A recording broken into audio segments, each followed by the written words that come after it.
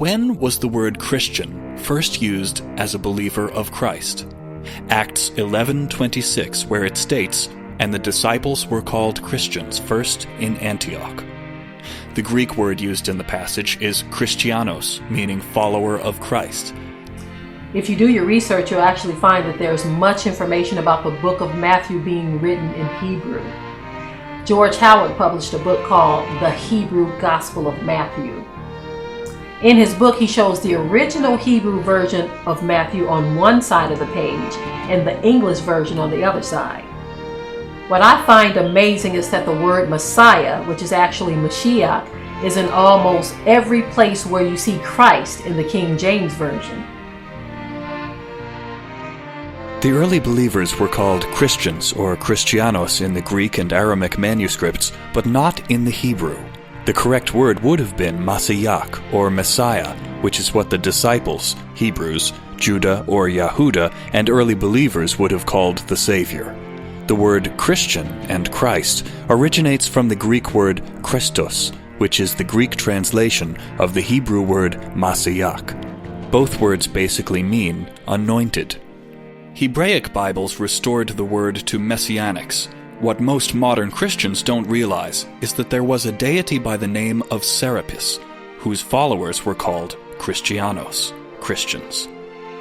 As early as 200 BCE, there were pagan worshippers of Serapis that called themselves Christians.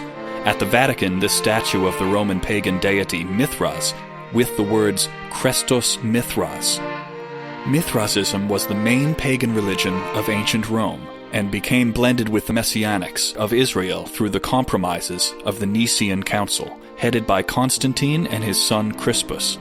The iconic scenes of Mithras show him being born from a rock, slaughtering a bull, and sharing a banquet with the god Sol, the sun. Thus we have a merge of the early Church of Rome with Mithrasism, and forming the RCC, Roman Catholic Church. The early assembly of believers, referred to in the Hebrew tongue as Messianics, would not want to call themselves Christians or Christianos. They were called Christians or Christianos by non-believers and not by themselves. The true followers of the Messiah would not want to be called after the name of pagan worshippers of Serapis. These worshippers of Serapis had been calling themselves Christianos for more than 2 centuries, before the Messiah was even born. It's obvious that the non-believers were confusing the Messianic believers with the worshippers of Serapis. This is how paganism got mixed into the truth. And just as Paul, Shaul had stated, the mystery of iniquity had already begun to work in his days. Why were the early believers called Christianos, a Greek word in Antioch? Antioch was an ancient Greek city. Only a Greek-speaking person will call the followers of the anointed, the Messiah, the Mashiach, Christianos. Antioch was the capital of the Seleucid Empire and later became a major metropolis in the Roman Empire, the kingdom of the Edomites.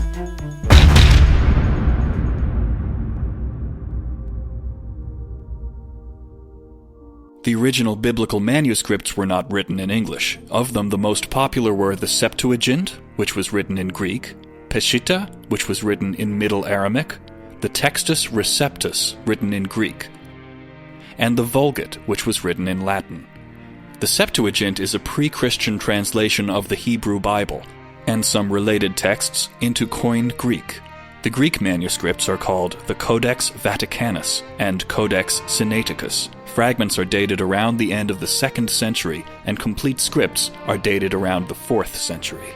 The King James Version of the Bible was not translated from the Septuagint, but from the Textus Receptus. Why is this important to know?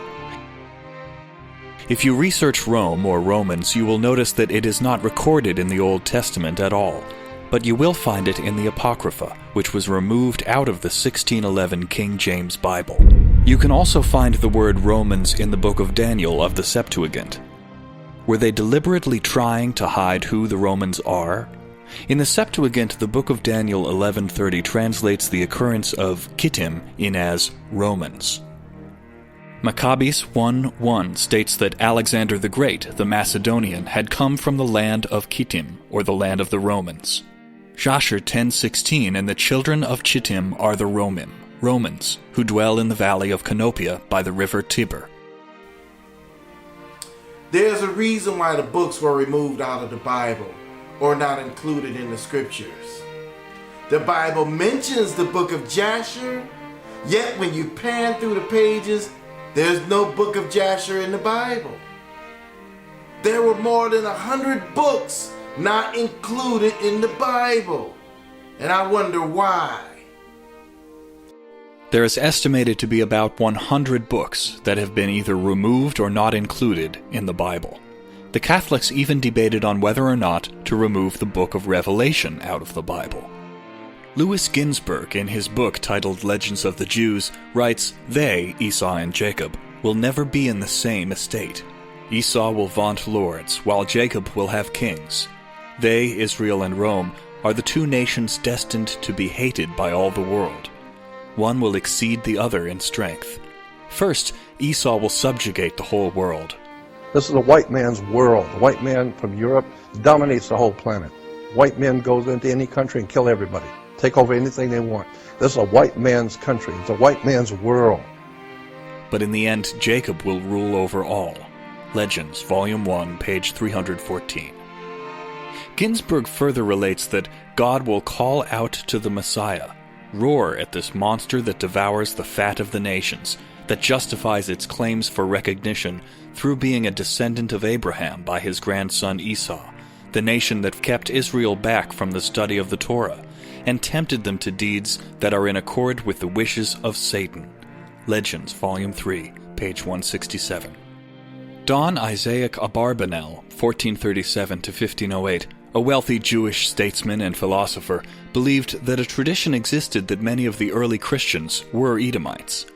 Ernest L. Martin, an author, historian, theologian, and meteorologist, in a book titled The People That History Forgot, claimed that most of the Edomites from Edom and many from Tyre went to the west to Italy and other places, where they became Christian. His book says that the Edomites migrated in masses to western regions of the Roman Empire. They became Christian but retained something of their previous practices and influenced early Christianity with their pagan traditions. Esau, like Jacob, was a mighty man of renown in ancient times. He was an explorer and wanderer, as well as a mighty hunter. He and his descendants, the Edomites, also founded or were part of the founding of such ancient world empires as that of Rome, Troy, Tyre, and Carthage, Italy, as well as Spain and the Ottoman Empire. In fact, the book of Jasher contains the following pertinent information. "And the children of Chittim continued their pursuit of Edom, and they smote them with a great slaughter, and Edom became subject to the children of Chittim. And the children of Chittim ruled over Edom, and Edom became under the hand of the children of Chittim, and became one kingdom from that day. And from that time they could no more lift up their heads, and their kingdom became one with the children of Chittim."